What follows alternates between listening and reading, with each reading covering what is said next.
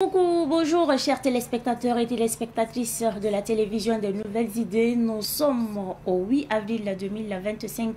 C'est un plaisir renouvelé pour moi de vous retrouver en tout cas ce matin pour ce nouveau numéro de votre émission. Bonjour le Faso, votre présentatrice de tous les jours, Abzeta Nikiema, est empêchée. Je suis donc chargée de vous tenir compagnie. Tout de suite et maintenant, déroulons le chronogramme de cette émission. Dans la rubrique à la découverte nous allons à la découverte de l'histoire de Boulmiougu. Et pour la revue de presse, nous allons recevoir d'ici là Alphonse Ouedraogo, car oui, nous voulons être informés. Dans la rubrique invité du jour, nous recevons Abdoulaziz Bebane.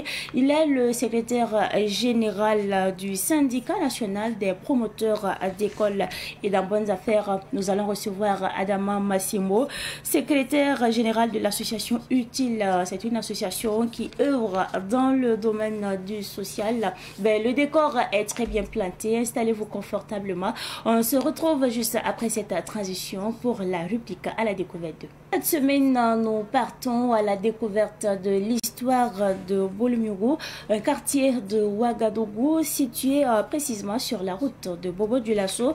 Boulmiougu signifie puits rouge et on retrouve aujourd'hui des activités de maraîchère-culture. Boulmiougu se trouve dans le quartier Yaouguin. Nous avons recueilli 3 témoignages qui ressortent l'histoire de Boulmiougu. Il s'agit du témoignage de Paul Kaboré, Georges Kaboré et Albert Tapsoba. Je vous invite à écouter les témoignages des sages du quartier. Je m'appelle Paul Kaboré, je suis né à Yaouguin. Je connais bien Yaouguin. L'histoire de ce village date depuis longtemps.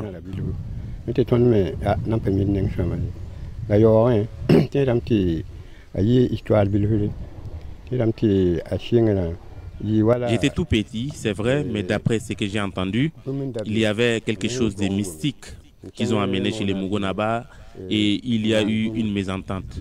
C'est à l'issue de cela que le vieux de Yaouguin a décidé de prendre la place du chef pour attendre ce qu'il allait se passer. Effectivement, la chose est venue, le vieux de Yaouguin et cette dernière se sont trimballés jusqu'à la montagne où ils sont tous les deux entrés, mais aucun des deux n'est ressorti. C'est seulement les chevaux qui étaient arrêtés et ils les ont ramenés à Tanzougou, car c'est là qu'on choisissait les chefs. C'est ce dont je me souviens.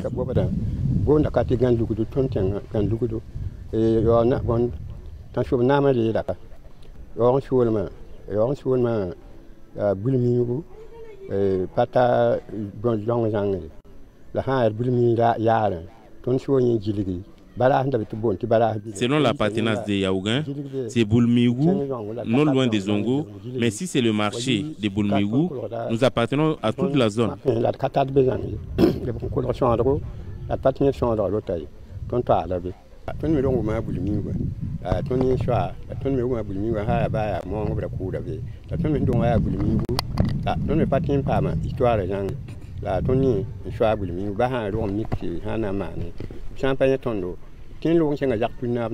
Pour ce qui est de Boulmiougu, nous sommes nés trouvés. Le nom ainsi, je ne peux pas dire grand-chose sur son histoire. Mais c'est nous qui détenons Boulmiougu, car s'il y a des rituels à pratiquer, il faut notre autorisation.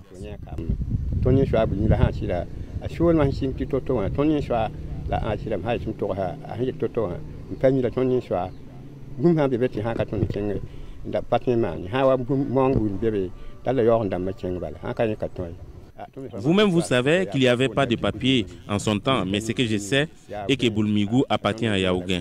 La preuve en est qu'au moment de la construction du barrage, il y avait un arbre qu'il voulait déterrer sans succès et qu'il a fallu l'intervention des Yaouguins pour pouvoir déterrer l'arbre et pour que les travaux puissent continuer.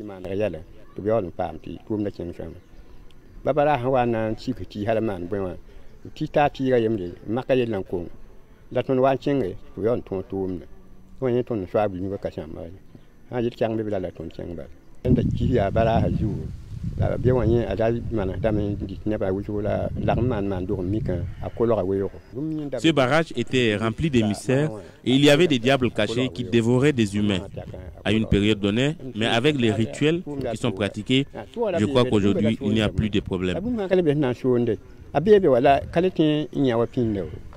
yel so ali bu la be la kalet ni yaw pin nañi ray mi yimi ken ko men la ma la yam la wa ba na sa yel so ran di ba sa ba mu nan le ton so ndabe kani bu nyen ndabe tu man la fa ba la ba ti fa bu fa so ndam pin nañi ni ki ma wa bi ti ya ro mi kan yu fa tu de man da bu be sa si ni la man nam la ma ha wa nyam la ne la ro mi ka la ne ya wa ne wala le ba wala ya bu kana na la ni ma si tam ni ya ha yel pa ka be la la bu mi ka yo na ma chen ki man yel kan do de ta apam si do am ni ka tu bo ti bu mi ka tu bu be to mi do am ba tu bu me tu bu mi wo ya pin ni ya tu ma tu sa chen ti ko yi mana dam ya la mana dam ya mi la ne la da ma na le ba tu ya ki tam ta tu la ha wa yel pa ni ton ti ma nam la ha ya wala yi ki ma na demi nam da na no ha pin ni ki mi be ma no la ni no ton ni ha la dum kan ma ni ton da ta yang ta song ton la wi na ma na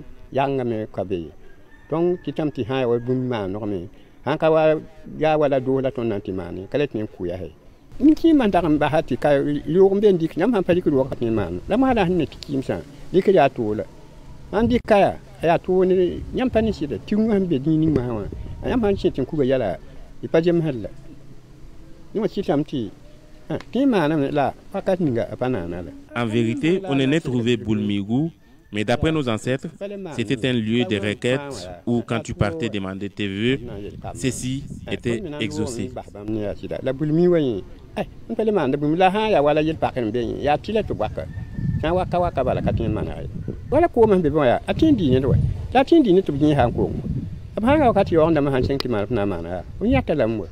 Bala ka yim pitni inta kan ko ma li bi bewa la mak ko ngam jini ti bewa la gwa ka la ton ti mana bala bunya la. Pour la revue de presse, Alphonse Ouedraogo est bien installé sur ce plateau. Alphonse, bonjour et bienvenue. Bonjour Mireille, bonjour à toutes et à tous. Et votre journée, ça débute bien? Oui, ça se passe très bien. D'accord. Très bien, disons-le. Alphonse, qu'est-ce qui est à la une des quotidiens? Allons donc découvrir ensemble ce qui est à la une des quotidiens burkinabés. Je commence avec le journal de tous les burkinabés Sidoaya. À sa une ce matin, écrit Bureau national des grands projets du Burkina, 27 projets sur 28 validés. 4 présumés auteurs de vol de 28 millions de francs CFA interpellés. C'est à lire à la page 6 et ça se passe donc à Réo, écrit le journal. À l'hôtel administratif du centre, il y a eu la montée des couleurs, les agents publics appelés à plus de patriotisme pendant donc la montée des couleurs. Aimé Ouedraogo, responsable communication de la BCLCC, déclare les fake news visent à saper le moral des forces combattantes. Facturation en frontière, la phase pilote lancée à Dakola, c'est un autre titre du journal de Sidoaya. Le journal Le Quotidien, lui, nous parle ce matin du Conseil présidentiel d'orientation et de suivi du Bureau national des grands projets du Burkina et écrit 27 projets validés. Agression du Mali par l'Algérie, le Mali veut porter plainte devant des instances internationales, nous apprend le journal Le Quotidien. Gestion durable des ressources en eau à Ouarigouya. Une cellule GIR multi-établissement voit le jour avec le soutien de l'UNESCO. L'Onamoto de la Lonabé, Gawa, Léopolda remporte une moto neuve de plus d'1 million de francs CFA. Le quotidien Bobolé l'Express du Faso à sa une ce matin nous apprend ceci. Libération des emprises des voies. Le PDS de Bobo du Lasso prévient les usagers et dit jeudi, nous serons obligés de procéder par la force. Autant le dit dans cette rubrique, le journal écrit Alliance des États du Sahel, Algérie, jouons balle à terre. Grand projet du Burkina, 27 projets sur 28 validés. Rio, des individus interpellés pour vol de 28 millions de francs CFA, écrit le journal. Vivre ensemble au Burkina. Abstenez-vous de liker des contenus nuisibles, conseille donc le journal L'Express du Faso ce matin. Alors avec un autre quotidien, c'est le journal Aujourd'hui au Faso. Aujourd'hui au Faso à sa une ce matin affiche programme PPP 2025, 27 projets sur 28 validés par le Conseil présidentiel d'orientation et de suivi du Bureau national des grands projets. Après le Mali, Burkina, Niger, l'Algérie rappelle à son tour ses ambassadeurs diplomatiquement. Rien ne va plus entre l'AES et Alger, écrit le journal Aujourd'hui au Faso. Montée des couleurs à la BVDP. Le commandant invite à la constance et au renforcement de la vigilance, écrit le journal. Kinshasa, les pieds dans l'eau. Tel est le prix de l'urbanisation anarchique, écrit donc le journal. News du jour, dans cette rubrique, on peut lire les tricycles, Alomoto, Sanili et Fortune, toujours interdits dans la région de l'Est. À l'hôtel administratif du centre, il y a eu la montée des couleurs. Le ministère de la Sécurité invite à signaler les auteurs malveillants sur les réseaux sociaux, écrit le journal. Un autre quotidien, c'est le plus vieux quotidien privé de la place, l'Observateur Palga. À sa une ce matin, affiche contenu malveillant sur les réseaux sociaux. Nouvelle mise en garde des autorités, c'est à lire à la page 15 du journal. Lutte contre le grand banditisme à Rio. La gendarmerie interpelle de présumés auteurs de vol d'une somme de 28 millions de francs CFA. Bureau national des grands projets, première session du Conseil présidentiel d'orientation et de suivi. Travaux d'assainissement et de drainage des eaux pluviales. Le Premier ministre donne le top du départ à Bobo Dioulasso. 31 ans après le génocide, la RDC, victime collatérale du génocide rwandais, s'interroge le journal dans sa rubrique Regard sur l'actualité. Le journal Le Pays nous apprend ce matin ceci. Tidiane Kabouré, inspecteur des impôts à propos des flux financiers illicites, déclare: on a un certain nombre de comportements qui ne facilitent pas la maîtrise de ce phénomène. Apologie du terrorisme sur les réseaux sociaux, la mise en garde du ministère de la Sécurité est à lire à la page 10 du journal Le Pays.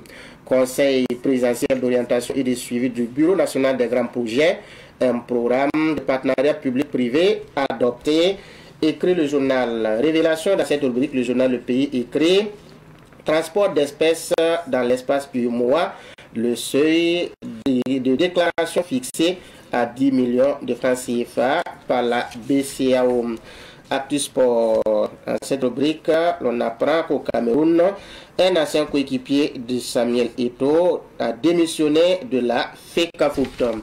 Terminons également avec sport, et c'est avec Citoyen Sport. Citoyen Sport, dans sa dernière livraison, affiche Idrissa Congo, coach formateur, déclare: il y a un manque de suivi de nos jeunes, en parlant donc de nos jeunes étalons. Cannes U17 étalons, coup d'essai, coup de maître en 1999, la QV 25 brille au Maroc, écrit le journal. Merci bien Alphonse Ouedraogo pour ces différentes unes. Mais Alphonse, nous allons revenir rapidement sur quelques sujets d'actualité. Le chef de l'État, le capitaine Ibrahim Traoré, a présidé hier le Conseil présidentiel d'orientation et de suivi du Bureau national des grands projets du Burkina. Oui, il faut dire que c'est la première session de ce Bureau national des grands projets. Vous savez que ce Bureau national des grands projets est rattaché bien entendu à la présidence, ce qui veut dire que c'est dans le souci d'aller vite et bien pour le grand bonheur, au grand bonheur des populations burkinabées, que ce lien a donc été ficelé. Mais ce qui s'est passé hier, ce qu'on peut retenir, c'est que le gouvernement burkinabé est animé par de grandes ambitions. Ce qui est ressorti, c'est que le chef de l'État a trouvé qu'il fallait vraiment engager des grands projets si nous voulons véritablement que notre pays se mette donc dans la marche de la construction au grand bonheur des générations futures. Il faut vraiment tracer des sillons. Et partant de là, il faut toujours commencer, il faut essayer. C'est pour cela que, à travers donc ce bureau national, des discussions ont donc été faites Et ce qu'on a pu retenir, c'est que sur 28 projets qui ont été présentés, 27 ont été retenus. Éventuellement, c'est des projets qui seront donc entamés grâce, bien sûr, en tout cas à ce que le gouvernement va arriver à trouver comme moyen, comme mécanisme pour financer ces projets. Mais là où c'est important, c'est que le gouvernement ne s'inscrit pas dans cette dynamique qui est d'aller prêter régulièrement l'argent, de s'endetter régulièrement pour financer ces projets. Non, ce qui a été privilégié, c'est le partenariat public-privé. Et sur cette question, des Burkinabés qui ont certainement des moyens, leurs contributions pourront être demandées, sollicitées pour en tout cas engager ces grands projets en perspective. Le chef de l'État sur cette question a été ferme. Il n'est plus question de s'endetter, compromettre l'avenir des générations à venir. Ça, ce n'est pas la bonne manière.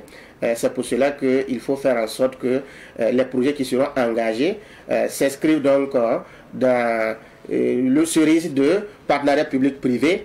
Et mieux, il faut faire en sorte que ce soit des dettes qui seront payées par les usagers. Et je vais prendre un exemple.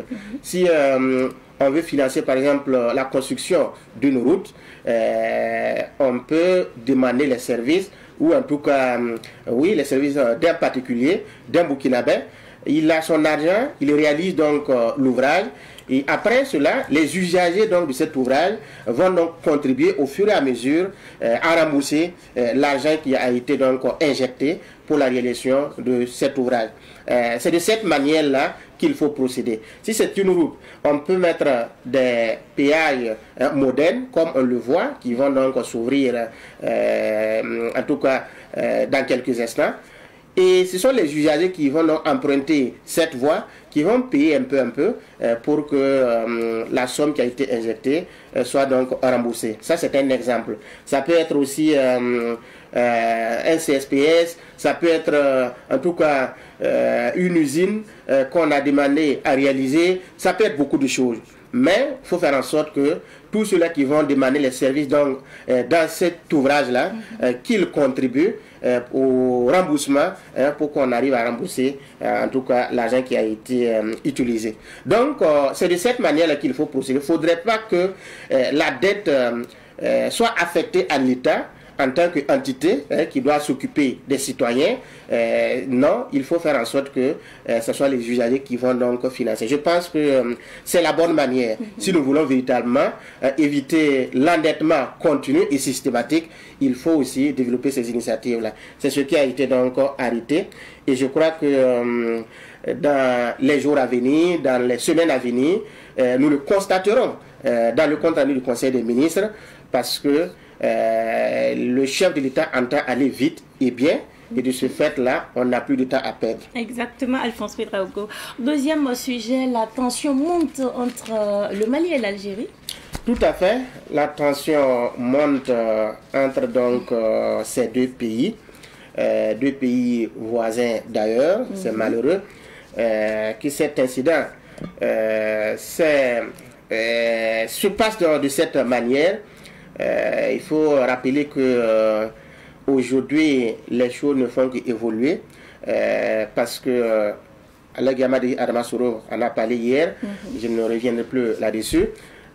Cette affaire, histoire de drone de l'armée malienne qui a été abattue par l'Algérie, c'est ça qui cristallise en tout cas les regards aujourd'hui.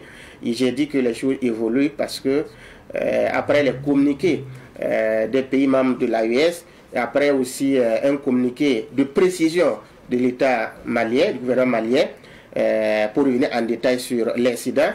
Il y a eu ces ambassadeurs qui ont été rappelés, en tout cas les 3 membres de l'AES ont rappelé leurs ambassadeurs qui étaient donc en Algérie. Bien entendu, le principe de réciprocité voulant, l'Algérie aussi a rappelé à travers donc un communiqué ses ambassadeurs qui étaient donc au Niger et au Mali, et aussi celui qui devait donc venir au Burkina Faso parce que l'Algérie avait nommé un nouvel ambassadeur qui n'avait pas encore pris fonction au Burkina.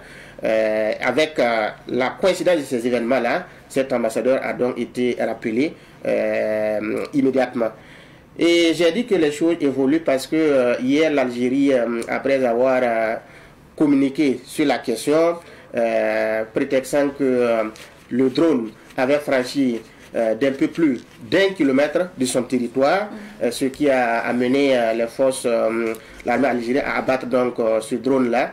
Et l'Algérie a insisté en disant que ce n'était pas la première fois, que c'est la 3e fois au cours de l'année que cela est arrivé. Donc cette fois-ci, elle estime que c'était de trop, ce qui a amené donc l'armée algérienne à agir de cette manière. Après ça, il faut noter que l'Algérie, au cours donc, de la soirée d'hier, a annoncé avoir décidé de fermer ses frontières, son espace aérien avec le Mali. Et bien entendu, la réaction du côté du Mali ne s'est pas fait attendre.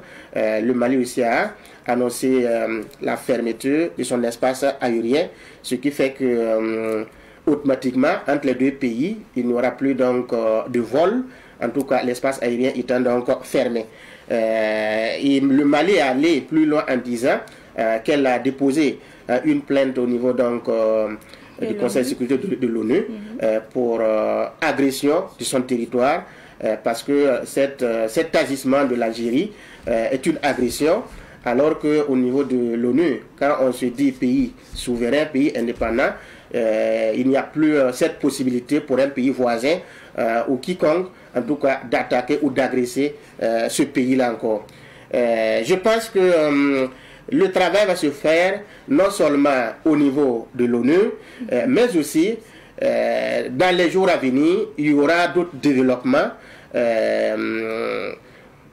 qui va se passer. Et c'est ça qui fait peur. En attendant que la question soit tranchée au niveau de l'ONU, parce qu'ils vont visionner, ils vont voir les images.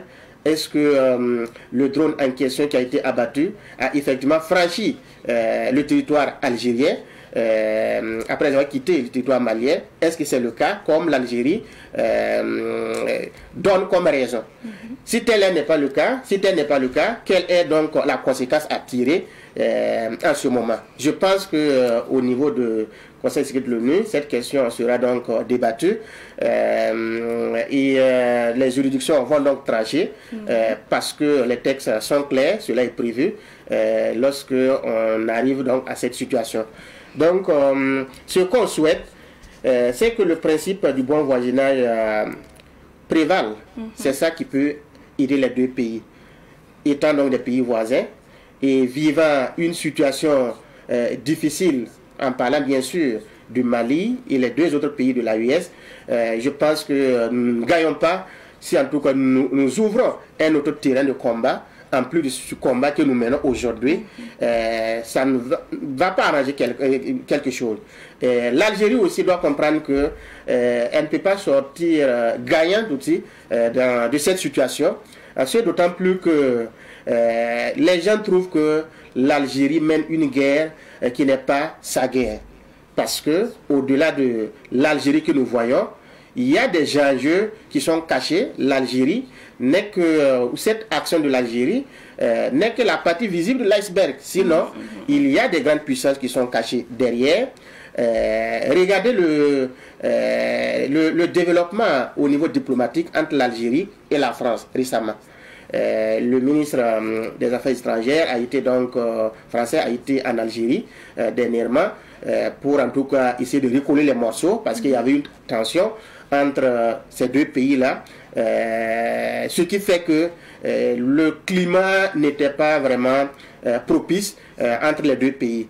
Mais tout d'un coup, ces deux pays ont donc renforcé leur coopération à un moment crucial, à un moment où il y a ces incidents qui s'est produit entre le Mali et l'Algérie. Donc c'est tout de même curieux que les événements se passent au même moment qu'aujourd'hui, au moment où ces pays de l'AES essaient de comprendre, c'est en ce moment-là que l'Algérie et la France se mettent ensemble, marchent ensemble. C'est quand même curieux. C'est encore plus curieux parce que beaucoup de combattants qui agressent le Mali, en tout cas cette partie du Mali vers Tinzaouaten, lorsqu'ils sont pourchassés, le plus souvent, c'est des gens qui se cachent donc du côté de l'Algérie.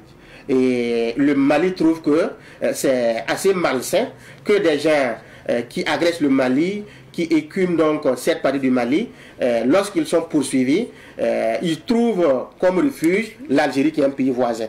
Donc, ça ressemble à une complicité avec les groupes armés, avec les terroristes, disons-le, avec les terroristes. Voilà, parce que ceux qui viennent agresser sont des terroristes. Voilà, on ne va pas les appeler groupes rebelles. Donc, dès lors que ces terroristes utilisent l'Algérie comme refuge, l'Algérie ne collabore pas avec le Mali comme il se doit, bien entendu, on peut tirer la conséquence, dire que si le voisin peut accueillir des gens qui viennent nous agresser, lui aussi il est comme un ennemi. Et ça c'est un fait. Alors, vous avez vu aussi en juillet 2024, lorsqu'il y a eu ce combat qui s'est passé au niveau de Tinzaouaten, après ce combat, il y a eu des tueries. Un responsable, l'ambassadeur de l'Ukraine qui était donc à Dakar, a eu une réaction de joie du fait que des terroristes sont arrivés à neutraliser certains soldats de l'armée malienne. Il y a eu cette réaction. Il y a eu aussi un responsable du service des renseignements ukrainien qui a aussi eu une publication tout de même curieux qui ressemble à donc un soutien à ces groupes armés-là.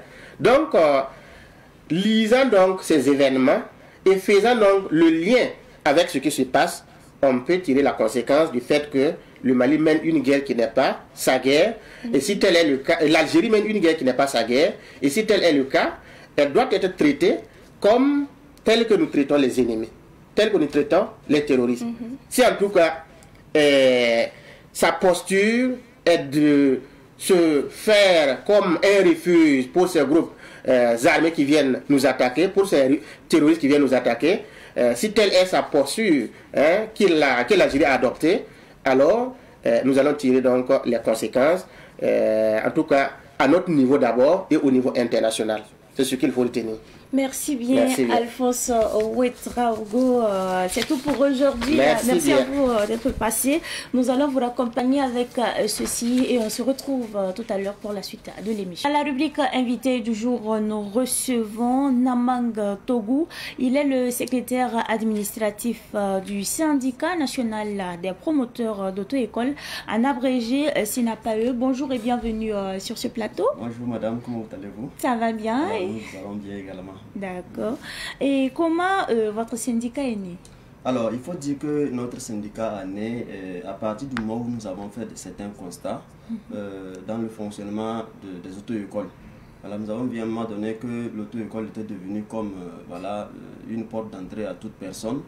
Et pourtant, il y a aussi ses règles et son fonctionnement, surtout son cahier de charges qui doit être respecté. Donc, à un moment donné, qu'on a vu qu'il y avait une tendance à quitter de l'essentiel. Donc on a dû créer ce syndicat pour en tout cas réguler le milieu. Surtout recadrer. Voilà. D'accord. Et à ce jour, vous comptez combien d'auto-écoles membres de votre syndicat? Merci. Il faut dire que à ce jour, nous avons créé le syndicat en 2024. Alors nous allons d'abord sensibiliser les promoteurs d'auto-école pour qu'ils comprennent un peu le bien fondé de cette structure qui est mise en place. Et il faut dire qu'actuellement nous avons au moins le tiers des auto-écoles qui sont adhérés. Voilà. Et nous poursuivons la lutte pour en tout cas avoir plus d'auto-écoles. Quels sont les objectifs de votre syndicat? Alors, parlons des objectifs. C'est comme on a su le dire, si on a fait un conseil, qu'on a vu que on est en train de quitter de l'essentiel, il va falloir recadrer. Et donc l'objectif principal, c'est de faire en sorte qu'il y ait une promotion et qu'il y ait une défense des intérêts particuliers, notamment la sécurité routière qui nous réunit en fait. D'accord. Et vous avez décidé de sensibiliser les citoyens sur le port du casque. Pourquoi? Alors, le port du casque, en tout cas, c'est une bonne chose qui est arrivée, qui ne devrait même pas arriver, mais qui devrait exister depuis. Puis en principe, lorsque vous avez une moto, ça va de soi que vous mettez au moins le casque parce que ça vous protège en cas d'accident. Mais les gens n'ont pas mis ça dans leur pratique quotidienne. Et du coup, vous voyez, quand quelqu'un fait un accident, tout de suite là, c'est la tête. Et bon, ça peut arriver que les gens meurent comme ça. Donc nous avons initié ça dans notre programme, comme également le Nasser est en train de faire. Et nous comptons des jours à venir vraiment faire des sensibilisations de masse pour que chacun prenne conscience du risque de non-utilisation de casque. Et comment cette sensibilisation va se faire? Alors, d'abord, il faut noter que nous allons cibler les lieux où on peut rencontrer plusieurs personnes, notamment les écoles, voilà, les centres de formation, les marchés, et même pourquoi pas les intersections, là où on peut avoir un certain nombre de personnes et lancer le message. Vous voulez aussi sensibiliser la population sur l'importance du permis B1. C'est un permis réservé à quel véhicule? Alors, il faut dire que le permis B1, voilà, ça n'y était pas dans notre programme, mais à un moment donné, on a remarqué que c'est un truc qui est devenu assez récurrent. Bon, les gens appellent communément le tricycle. Voilà, ce sont des véhicules, voilà, motorisés aussi qui rentrent dans le transport des marchandises. Et donc à Ouagadougou, on a remarqué que ces engins, c'est devenu un peu plus, alors qu'il faut un permis, c'est le permis B1 qui est réservé à ce type d'engin. Alors, comme les gens ne savent pas, il y a beaucoup qui sont dans l'ignorance, qui ne savent pas qu'il y a un permis uniquement réservé à ce genre d'engin.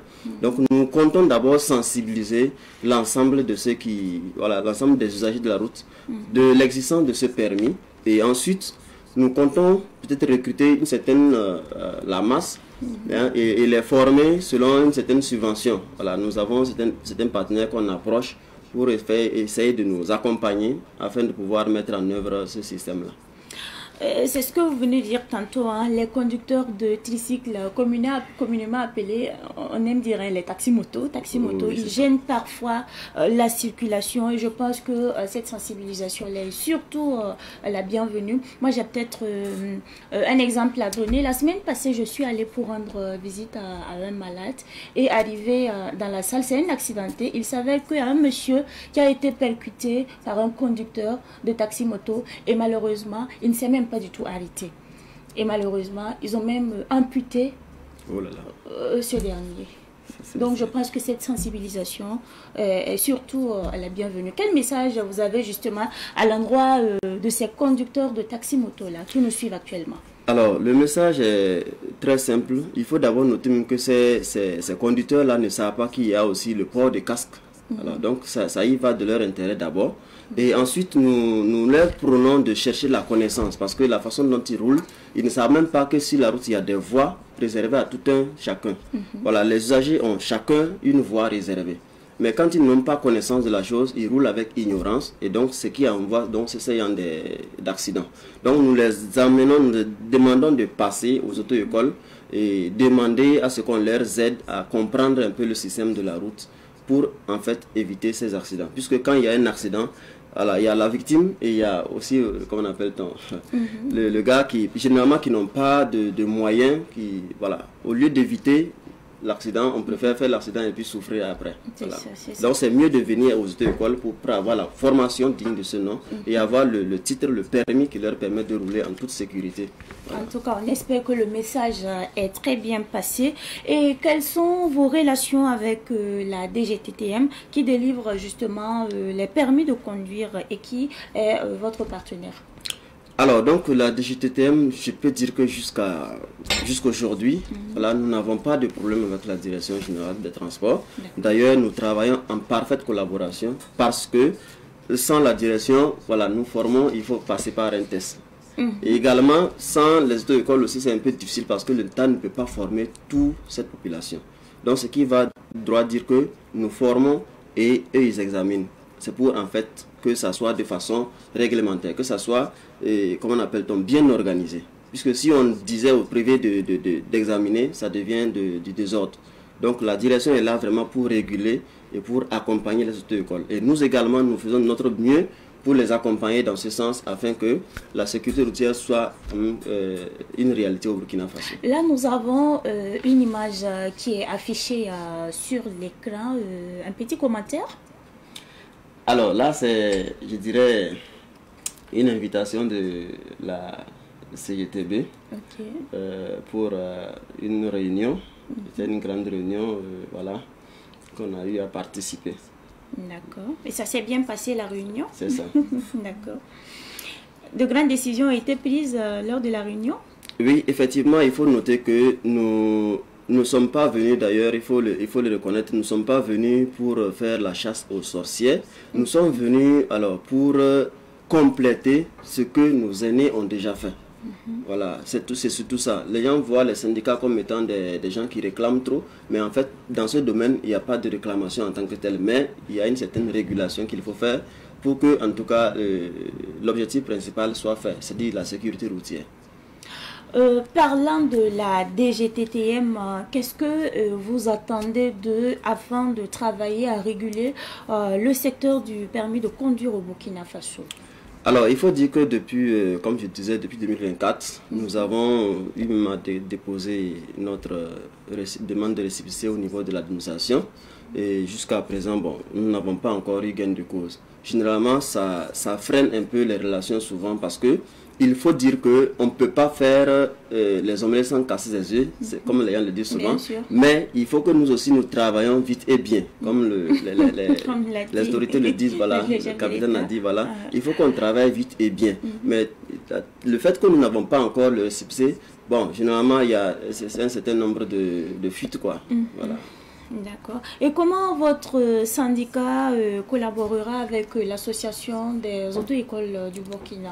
Alors, c'est comme je l'ai dit auparavant, nous avons créé, pas pour dire que les autres ne travaillent pas. L'association a été depuis belle lurette la seule qui menait en tout cas des activités dans ce cadre-là pour rassembler en tout cas les auto-écoles. Alors, nous, notre lutte n'est pas une lutte, comment dirais-je, pour faire en sorte qu'on sache qu'il y a une différence. Non, nous venons en tout cas les compléter parce que l'association a des limites que le syndicat peut compléter.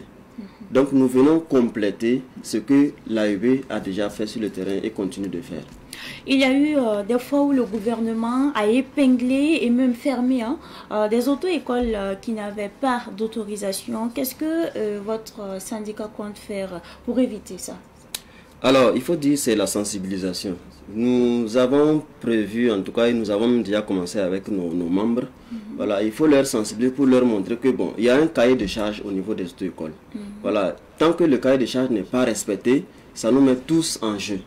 Et donc, il va falloir que nous, déjà, nous qui sommes des membres du SINAPAE, nous devrons déjà travailler à ce que les fuites là ne soient pas à notre niveau et ensuite agrandir pour d'autres, pour qu'ils comprennent en réalité que tant qu'on travaille, il faut aussi respecter les règles que l'État a fixées. Voilà. Vos auto-écoles sont généralement accusées de chercher de l'argent en toute griffe, à tout prix, et de ne pas mettre l'accent sur la qualité de vos apprentissages. Qu'est-ce que vous répondez à ça? Alors, à ce niveau, il faut dire que nous pouvons interpréter ça ou bien nous pouvons répondre de plusieurs manières. Chacun sait ce qu'il cherche. Mais en réalité, la première des choses, c'est que en principe, les gens interprètent les choses mal. Même dans les écoles classiques, lorsque vous n'avez pas le temps pour aller à l'école, par exemple, vous pouvez prendre un maître de maison.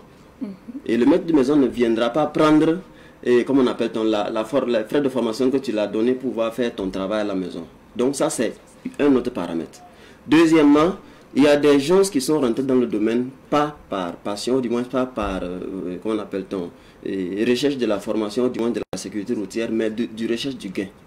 Ça aussi, ça existe. Puisque normalement, lorsque tu acquiers l'agrément, tu commences déjà à travailler. Mais le fait que les gens sont rentrés à un moment donné, il y a eu une ouverture et les gens sont rentrés, ils sont venus effectivement pour chercher l'argent et non la formation. Ce qui fait que, bon, d'autres personnes peuvent généraliser la chose en disant que, bon, les auto-écoles cherchent de l'argent. Mais en principe, ce n'est pas ça. Voilà, en principe, ce n'est pas ça. D'accord. Et après votre assemblée générale, quel est votre plan d'activité pour l'année 2025? Alors, notre plan d'activité, puisque je vous ai déjà parlé de ça, il y a certaines activités qu'on ne peut pas mener dû au fait qu'on n'a pas encore le récépissé. Mais les activités que nous pouvons faire, que nous avons déjà commencé, c'est la sensibilisation et c'est la formation. Nous pouvons faire, on a même demandé à ce que voilà, les partenaires nous accompagnent pour qu'on puisse faire des formations de masse. Généralement, le permis A1 qui existe, que les gens ne savent pas. Voilà, vous donnez la moto à votre enfant, par exemple, qui est en train de rouler, qui ne sait même pas qu'il y a un permis pour ça. Alors, s'il va à l'école, généralement à l'auto-école, le code de la route déjà l'oriente et lui permet de ne même pas brûler le feu. Vous voyez, aujourd'hui, c'est devenu un phénomène vraiment.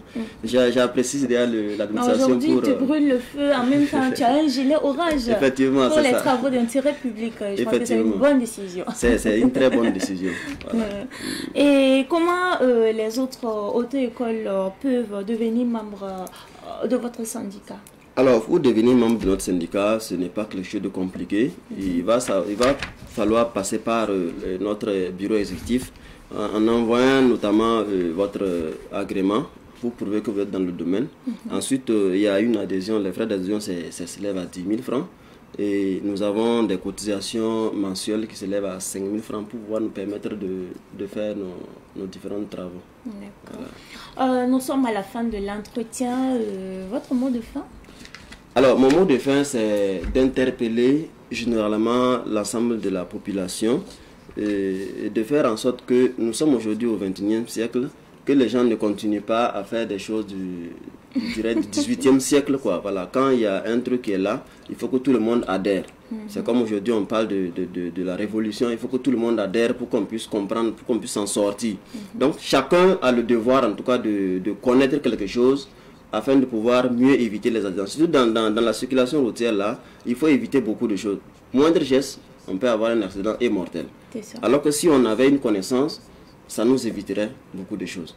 Voilà, donc j'invite l'ensemble de la population à en tout cas aller dans les auto-écoles, se faire former et avoir leur permis. En plus de cela, avoir une connaissance liée à la route pour éviter en tout cas les accidents.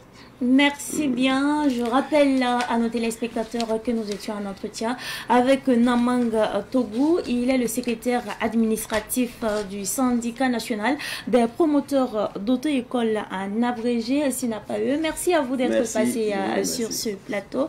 C'est tout pour la rubrique invité du jour. Nous allons accompagner notre invité avec ceci. Nous sommes encore de retour sur ce plateau et bonnes affaires. Nous recevons ce matin Adama Massimbo. Il est le secrétaire de l'association Utile. C'est une association qui œuvre dans des activités sociales. Bonjour et bienvenue sur ce plateau. Bonjour madame, merci.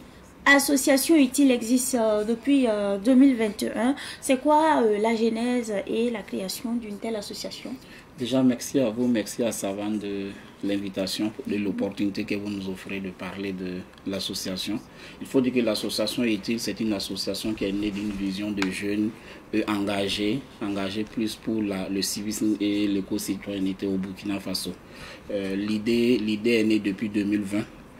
À travers la visite de notre président MD Ouedraogo qui est passé au commissariat de Signorin, qui a vu que le commissariat ne faisait pas beau à voir. Donc avec quelques clichés, il nous a partagé les images et on s'est dit bon, pourquoi ne pas aller nettoyer le commissariat. Et on est parti au niveau du commissariat demander les différentes autorisations. Ça a donné le 15 août 2020, nous avons mené la toute première activité. Et bon, après, ça a été tellement, les gens ont tellement adhéré, puisque les gens sont venus d'un peu partout au Burkina, d'autres sont quittés à Koudougou pour venir se joindre à l'activité. Juste après l'activité, comme on était des amis, on s'est dit, bon, pourquoi ne pas aller vers ces genres d'activités. Donc, on a continué avec des activités en 2020 et en 2021, on a pensé maintenant à se mettre en association pour avoir plus de force. D'accord. Ouais. Et quels sont justement les objectifs d'une telle association? L'objectif général de l'association Utile, c'est d'agir dans le domaine du civisme et de la citoyenneté afin de contribuer, je dirais, à une prise de conscience citoyenne afin que tous les éléments de la société burkinabé, même au-delà du Burkina, puisqu'on impacte, puissent se mettre à l'œuvre de s'engager à être utile et à faire utile. Ça, c'est un peu l'idée que nous Exactement. avons. Votre slogan, c'est être utile, agir utile. Quelle est la philosophie d'un tel slogan? Je dirais que nous l'avons tiré de plusieurs livres saints où il y a un passage qui nous dit que le meilleur d'entre les hommes, c'est le meilleur d'entre les humains, c'est celui qui est le plus utile aux hommes. ou bien le plus utile aux autres. Et après cela, nous avons aussi puisé, je dirais, nos forces, une légende qu'on appelle la légende du colibri, qui est un peu même à l'image de l'effigie de cette association, qui est un petit oiseau de tout rien, très minuscule, qui lorsque il y a eu un incendie au niveau de la forêt, où tous les animaux fuyaient, mais lui, il allait avec son tout petit bec prendre de l'eau qui ne valait rien et qui essayait d'éteindre le feu. Donc les gens, les animaux lui demandaient, mais finalement, qu'est-ce que toi tu peux faire? Il a dit, je fais ma part. Je fais ma part. Et si chacun faisait sa part, c'est sûr que nous allons vaincre le feu. Et effectivement, les animaux se sont lancés dans la même initiative et ils ont pu vaincre le feu. Donc l'idée, c'est ça. La deuxième, c'est Ubuntu, la légende de Ubuntu qui nous dit que je suis ce que je suis grâce à ce que nous sommes tous. Donc nous tirons vraiment nos forces de ces deux histoires et pleines de sens, pleines de positivité, qui se dit que si nous agissons utile, c'est non seulement pour nous d'abord, parce que ça nous donne une certaine fierté, mais aussi ça agit pour le bien-être de la société. C'est un peu ça. Nous allons revenir sur vos domaines d'intervention. Mais bien avant, on a une image affichée, un commentaire. Oui, ça, c'est la toute première activité dont je parlais au commissariat de Signoret, avec le confrère qui est membre même de l'association Alassane, que je salue en passant. Ça, c'était les déchets qu'on ramassait. Voilà, vous voyez, où les motos étaient, on ne pouvait même pas y arriver. Donc c'est nous avec les VADS ce jour et la police, tout le monde était mobilisé. Et enfin on les a remis. Ça c'est au niveau de Bonham, un dépotoir à ciel ouvert au niveau du quartier de Pissy, où on a pris attache avec la police municipale qui était l'invité d'honneur ce jour. On était avec leur commandant ce jour qui est passé et nous témoigner leur soutien. Voilà. Et ça c'est toujours à Bonham, le dépotoir à ciel ouvert. Voilà. Donc, on va revenir sur vos domaines d'intervention. Les domaines d'intervention, nous avons décidé, comme l'idée est née d'une action citoyenne qui allait dans le sens de la salubrité, de l'hygiène et de la protection de l'environnement. Nous avons décidé d'aller vers là, mais aussi de joindre le civisme, la citoyenneté et l'éco-citoyenneté. Mais actuellement, quand on dit utile, les gens voient plus salubrité, plus protection de l'environnement. Et le président, que je salue en passant, Mdi Ouedraogo, en a fait sa chasse gardée parce que chaque jour, il se promet de faire une publication qui a attiré l'attention des gens à aller vers un Burkina plus vert, si on peut le dire ainsi. Vous êtes beaucoup dans le nettoyage des lieux, dans les villes. Est-ce que les citoyens adhèrent? Oui, je dirais oui, ils adhèrent parce que l'approche que nous avons permet en tout cas de fédérer tout le monde. La première, c'est l'interpellation. On fait nous-mêmes des interpellations quand on voit des lieux qui sont insalubres. On prend des clichés et comme le président, c'est un communicateur et sa page est beaucoup vue. Donc c'est lui qui est en avant-plan. On peut prendre les clichés, on l'envoie et c'est lui qui fait l'interpellation. Après cela, si on se rend compte qu'il n'y a pas de réaction, on se dit, bon, on prend ça sur nous-mêmes. Allons avec l'idée toujours du colibri, allons faire ce que nous pouvons faire. Donc on part vers les riverains d'abord pour une sensibilisation. C'est l'œuvre humaine, ce n'est pas l'œuvre de Dieu, c'est nous qui avons fait cela et nous pouvons aussi relever les défis. Vous étiez ce week-end auprès des autorités au pont de Paglayiri pour un nettoyage de caniveau. Comment ça s'est passé? Tout est parti d'un rêve de Mdi Ouedraogo, toujours je vais beaucoup citer son nom, qui a fait une publication le 7 mars sur sa page Facebook et qui l'a relayé sur plusieurs groupes WhatsApp dans lesquels nous sommes et qui rêvait que ce canal-là, le canal où ils ont travaillé, qui part de Kouritengan jusqu'à Tanguin, qu'on puisse non seulement le nettoyer, mais y mettre des palmiers, de telle sorte qu'il ait la verdure, des espaces où on peut se reposer. Et même, il disait, si on est trop fâché, on peut mettre même de l'eau propre pour que les motos, on les appelle les bateaux à moto là, les bateaux motorisés là, puissent circuler. Ça ferait, dans ce temps de canicule, ça ferait quelque chose de très intéressant. Donc, avec l'avènement des journées et patriotiques et de participation citoyenne, le ministère de la Justice a pensé à un espace où ils pourront eux aussi mener. Donc ils se sont dit, mais pourquoi n'est pas allé vers le rêve de ce monsieur-là. Donc on nous a contactés, on a participé à l'identification du lieu, à la sensibilisation des riverains pour la pleine participation. On a motivé aussi les éléments de notre association et des associations sœurs qui travaillent avec nous pour pouvoir participer à l'activité du samedi dernier. Ces activités de salubrité entrent dans le cadre des journées d'engagement patriotique. Qu'est-ce que vous pensez de cette initiative des autorités du Burkina Faso? Ben, elle est la bienvenue pour nous qui étions dedans depuis près de plus de 5 ans. Je dirais que c'est un ouf de soulagement que nous avons eu quand on a appris que désormais, il y a tout un mois qui est dédié à cela. On s'est dit, bon, ça vient non seulement nous prouver que nous sommes sur le bon chemin, ça c'est un, mais nous demandons encore plus. On dit, un c'est bon, mais deux c'est encore mieux. Donc on demande encore plus de décisions au niveau de l'État, parce qu'on sait que l'État a la clé de toutes choses. Si l'État s'implique, je vais prendre peut-être l'exemple actuellement des feux ou des éléments où on parle de on t'attrape, tu peux nettoyer. Oui. Voilà, les gens, je prends juste une petite anecdote. Hier, j'étais au feu, il y a une dame qui voulait passer, celle qui est derrière la taper. Non, arrête-toi. Tu vas porter gilet jaune. Donc c'est ce message-là. On s'est dit que si l'État vraiment met le point sur la table, demain on aurait un Burkina propre, un Ouagadougou propre, parce que c'est vraiment notre vision qu'on a. Qu'on puisse vendre l'image de Ouagadougou à l'extérieur à travers la verdure. On a d'autres images également. Oui, on s'est fait aider par le bureau des grands travaux, je crois, de la mairie de Ouagadougou qui nous a mis à notre disposition. Ça, c'est toujours le dépotoir à ciel ouvert de Bonham. Ça, c'est la première activité, mais voilà là-bas en jaune. On a eu un monsieur, ça c'est à Bonham. On a fini et on s'est mis ensemble pour la photo de famille. Et ça c'est où? Ça c'est à Bonham toujours. Voilà, ça c'est toujours à Bonham. Voilà. On a mené une activité le 3 janvier 2024 qui a été vraiment l'une des meilleures activités que je dirais. C'était sur le pont de Boulmurou. On s'est fait accompagner par l'initiative présidentielle où on a développé, quand vous allez à Bobo, il y a l'ancien pont et puis il y a la nouvelle voie qui donne face au barrage là. Donc c'était vraiment un salut avec l'aide et tout, voilà, vraiment un nettoyage. Et ça fait pas mal de reportages et beaucoup de gens sont même à l'extérieur, les gens prennent l'idée sur ça. On nous a fait signe qu'il y a un docteur au Mali qui a pris l'exemple de l'association pour sensibiliser ses étudiants. Donc on s'est dit que ça fait tâche d'huile. Et c'est un peu notre idée. Est-ce que votre association a prévu d'autres activités à l'occasion des journées d'engagement patriotique? Oui, je dirais oui, parce qu'on a une activité qui vient dans 2 semaines, si je ne me trompe pas. Mais aussi, la première des choses, c'est la sensibilisation. Nous sommes beaucoup dans la sensibilisation à travers les messages qu'on passe dans les groupes WhatsApp, mais aussi la participation active. Voilà. Et les photos que vous voyez, c'est des activités menées ou utiles à porter le chapeau. Mais il y a plusieurs autres activités où, bon, comme on s'est dit, on est devenus des vétérans dans le domaine, je peux le dire entre griffes.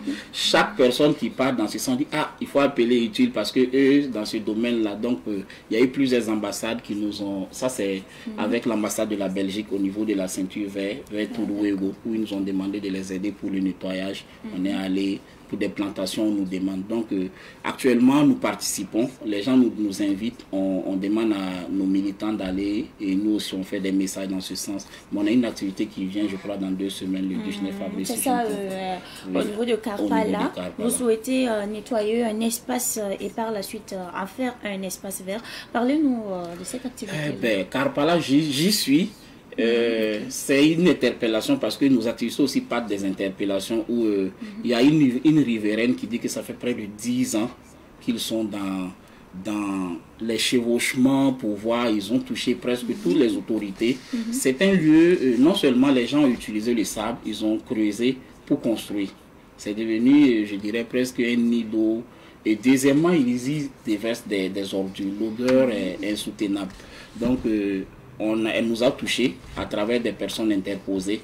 Donc on est allé visiter, c'était même avant le mois de mars On avait l'idée, le mois de carême est venu, on s'est dit ce serait comme ces 2 carèmes qui sont réunis, ce serait un peu difficile de réunir les gens. Donc on a imaginé nettoyer le coin avec l'appui des partenaires, bien sûr. On est toujours en approche avec le ministère, la mairie et autres pouvoirs, puisqu'il faut des engins roulants, tout. Voilà. Bon, on a aussi essayé de voir le volet administratif pour voir est-ce que le coin n'appartient pas à quelqu'un. Donc on s'est rendu compte que c'est une réserve destinée, je crois, bon, c'était pas trop, c'est le président qui maîtrise mieux ce dossier. Donc l'idée de l'espace vert, bon, ça c'est un peu levé. Notre idée c'est d'aller vraiment nettoyer, y planter des arbres parce que les riverains sont vraiment engagés. On nettoie, on fait de l'espace, on plante des arbres et eux ils seront maintenant responsables de ces arbres-là. De toute façon, c'est d'ici à la verdure, au moins les gens ne viendront plus y déverser des ordures expirants. Exactement. Et votre message à l'endroit des Burkinabés au sujet de l'engagement citoyen? Je dirais que c'est une chasse gardée. La première des choses qu'on ne peut pas régner, c'est notre patrie. Aimer sa patrie, c'est la meilleure des choses qu'on puisse avoir. L'engagement citoyen, c'est pas seulement aller nettoyer, je dirais ça. Tout acte qu'on fait pour pouvoir faire bouger d'un iota le pays, je crois que c'est de l'engagement. Que tu sois au service, que tu sois dans ton atelier, que tu sois au volant, qu'on pense d'abord au Burkinabé. Qu'on pense que le pays c'est pour nous et c'est nous qui avons le devoir de faire avancer ce pays-là. Et je crois que quand on a dans notre tête, quand on se lève le matin, c'est le message qu'on a à chaque moment. Qu'est-ce que je ferai pour que demain, à l'âge adulte, si mes petits-fils me demandent, papa, au-delà de tous les biens que tu as, au-delà de toute la notoriété, qu'est-ce que tu as pu faire pour ce pays-là que tu puisses brandir? J'ai fait ça, j'ai fait ça, j'ai fait ça. C'est un peu le message qu'il y a, que chacun ait ça en l'idée, de faire des trucs sans attendre de l'argent et se dire que ce que j'ai fait, même si aujourd'hui ça ne prend pas, demain on pourra prendre exemple sur ça. Il y a eu un moment, en 2020, en 2021, des jeunes qui se sont levés, on ne les paye pas et ils partent nettoyer. Ça pourrait peut-être dans les générations à venir, si nos grands-parents ont fait ça, c'est que nous aussi on peut le faire. Donc vraiment c'est de demander à tout un chacun de prendre exemple sur ce que le gouvernement a mis comme action. Que ça soit le fait même de porter les façons d'Afani, je l'ai un peu sur mon t-shirt, voilà, que ça soit le fait d'être bon au service, que ça soit le fait de céder le passage, de respecter les feux, de sourire même à son prochain, tout cela contribue à créer une certaine positivité, à créer une certaine synergie et ça permet à chacun d'être bien, à chacun de pouvoir donner le plein de lui-même pour le développement du Burkina Faso. Exactement, c'est une belle initiative parce qu'il y a une citation qui dit ne demande pas ce que ton pays peut faire pour toi, mais demande plutôt qu'est-ce que tu peux faire pour ton pays. Donc nous devons tous travailler pour un Burkina meilleur, je dirais. C'est ça. D'accord, nous sommes à la fin de l'entretien. Votre mot de fin? Eh bien, je dirais merci à vous déjà, à Savane, qui nous permet de parler de cela et inviter tout un chacun, que ce soit dans ta chambre, que ce soit devant ta porte, que ce soit dans ton quartier, à être propre. On a besoin de ça et à planter des arbres parce que la canicule est là, on a 40-43 degrés qu'on permette à Ouagadougou, parce que le Burkina Faso c'est Ouagadougou d'abord, on voit à travers la capitale, à Ouagadougou d'être vert et d'être propre. D'accord. Merci bien. Je rappelle à nos téléspectateurs que nous recevions Monsieur Adama Massimbo. Il est le secrétaire de l'association Utile, une association qui œuvre dans des activités sociales. Merci à vous d'être passé sur ce plateau. Et nous allons accompagner notre invité avec ceci. Avant de clore cette émission, nous allons revenir sur la rubrique à la découverte de. Je rappelle que cette semaine, nous partons à la découverte de l'histoire de Bolmiougou, un quartier de Ouagadougou situé précisément sur la route de Bobo du Lasso. On va écouter des témoignages et on revient. Je m'appelle Paul Kaboré, je suis né à Yaoguin. Je connais bien Yaoguin. L'histoire de ce village date depuis longtemps. J'étais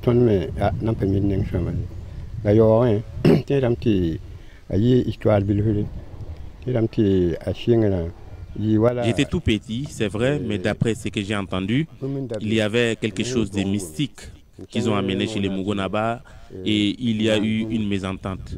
C'est à l'issue de cela que le vieux de Yaoguin a décidé de prendre la place du chef pour attendre ce qu'il allait se passer.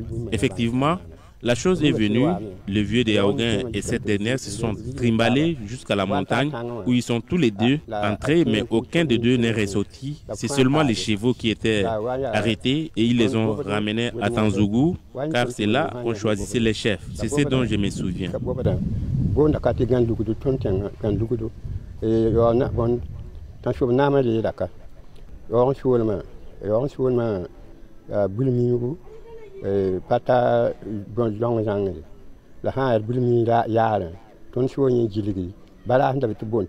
Selon l'appartenance des Yaoguins, c'est Boulmigou, non loin des Zongo, mais si c'est le marché de Boulmigou, nous appartenons à toute la zone.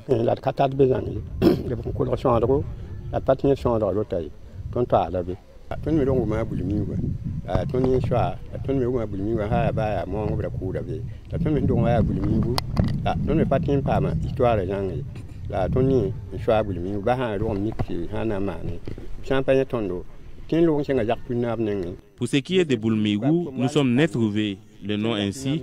Je ne peux pas dire grand-chose sur son histoire. Mais c'est nous qui détenons Boulmigou, car s'il y a des rituels à pratiquer, il faut notre autorisation.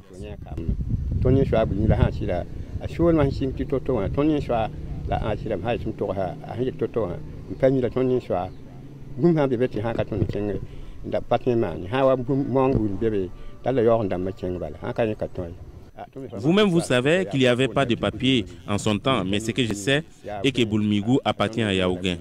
La preuve en est qu'au moment de la construction du barrage, il y avait un arbre qu'il voulait déterrer sans succès et qu'il a fallu l'intervention des Yaoguins pour pouvoir déterrer l'arbre et pour que les travaux puissent continuer.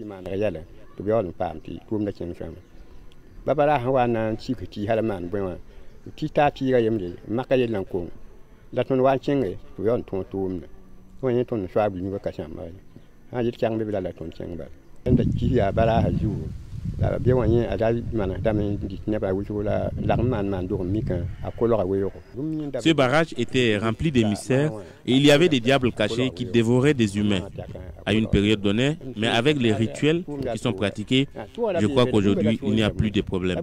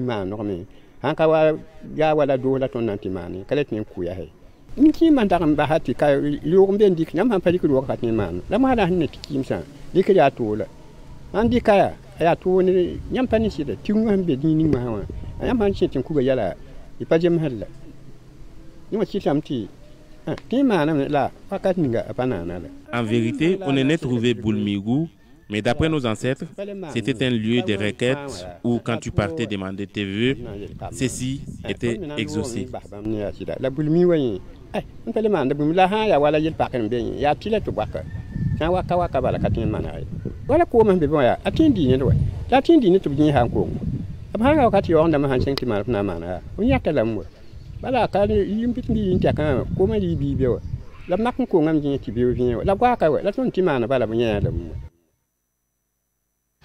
Téléspectateurs, téléspectatrices de la télévision des Nouvelles Idées, c'est tout pour ce nouveau numéro de votre émission. Bonjour le Faso. Abzet Anikema vous retrouve demain à partir de 7h30 pour un nouveau numéro de votre émission. Prenez bien soin de vous. On se dit bye bye et à très bientôt.